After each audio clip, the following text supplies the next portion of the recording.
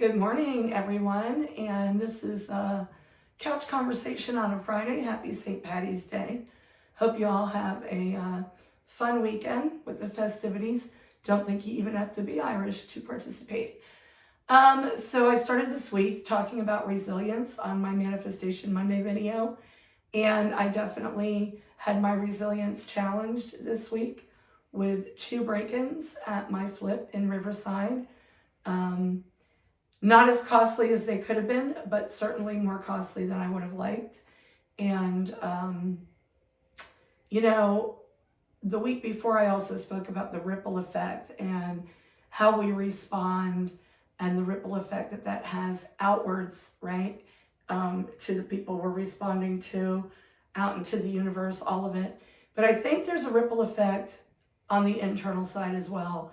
So yesterday, I physically walked up on my thief inside my house.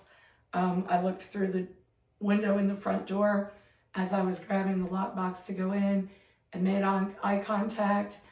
And, my response was quick, but not quite quick enough.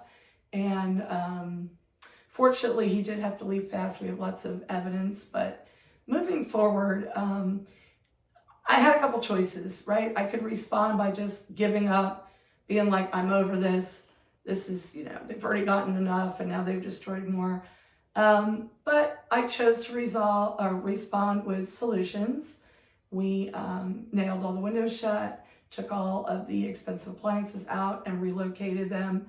And so, that responding kind of is a segue into resilience, and I think resilience is also a segue into the responding. They kind of go inversely, and being resilient and responding with resilience was very important in that circumstance, but certainly equally important in anyone's day-to-day challenges that they're facing. Especially with business and the economy and a lot of uncertainty right now.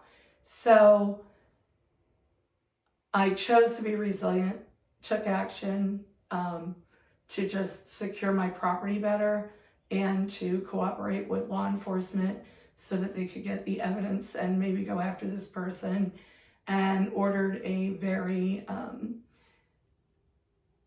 in-depth security system to put on the property, and we go on, right? And today I am working my commercial deals and reaching back out in my pipeline, my sphere, and I have some people looking for some properties.